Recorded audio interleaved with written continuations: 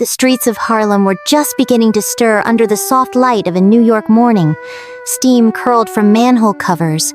Buses wheezed at red lights. The city moved as it always did, fast, loud and oblivious to the quiet stories tucked behind its brick walls. But up on the third floor of an old iron-railed apartment building, time moved slower. Henry sat in a weathered wooden chair by the window, cradling a chipped ceramic mug of tea between his hands. His fingers, lined with age and calluses from years of playing, curled gently around the warm cup. He listened to the distant echoes of a saxophone from the street corner and the rustle of leaves brushing the windowpane. In the corner of the room, near an old bookshelf stacked with music theory books and yellowed sheet music, stood a forgotten piano. Its keys were stained with time. Dust rested on its lid like a thin veil, but to Henry, it was still sacred, a relic of another life. Henry had once been a music teacher, respected, passionate, beloved by his students. But after his wife passed away 10 years earlier, his voice and his melodies had faded. The piano hadn't sung in months, maybe years. Only late at night, when no one was listening, would Henry place his fingers gently on the keys and let a soft tune escape just for himself.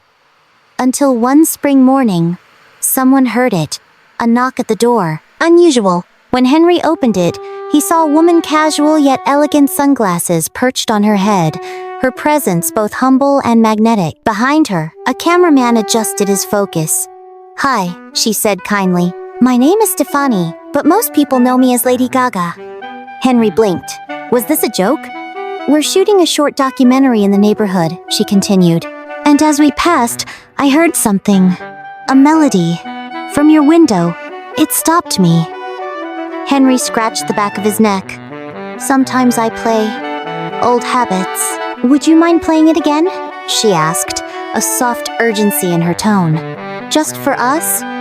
Inside the apartment, Gaga looked around with curiosity and care. The walls were filled with quiet artifacts, photos of a younger Henry with students, concert flyers, a newspaper clipping from when he won a citywide composition contest decades ago. But the piano drew her in. Henry hesitated. Then, slowly, he sat. His hands hovered over the keys as if asking permission. Then he played. It wasn't loud. It wasn't perfect. But it was beautiful. A haunting melody with no name, full of sorrow and soul. Each note trembled with memories. Lady Gaga closed her eyes and stood perfectly still. When the last chord faded, silence filled the room. Then she whispered, "That was extraordinary." Henry shook his head, almost embarrassed. "Just something I wrote for myself." "No," she said firmly. "This is something the world needs to hear." That afternoon changed everything. Within a month, Gaga invited Henry to a studio in Manhattan. It was his first time in a professional setting in decades. Her producers treated him with reverence. They didn't alter his melody, just lifted it gently, layering it, preserving its purity. The track was titled "The Silent Note." When the song was released, it rippled through the music world. But more than that, it touched hearts. People posted stories under the hashtag "The Silent Note" about grief, healing, and hope. A woman who had just lost her son said it was the only thing that made her cry. A combat veteran said it helped him sleep after months of nightmares. In an interview, Lady Gaga said, "Fame lets you hear everything but often feel nothing." That morning, in a quiet Harlem apartment, I heard something that moved my soul. Henry reminded me what music is really about.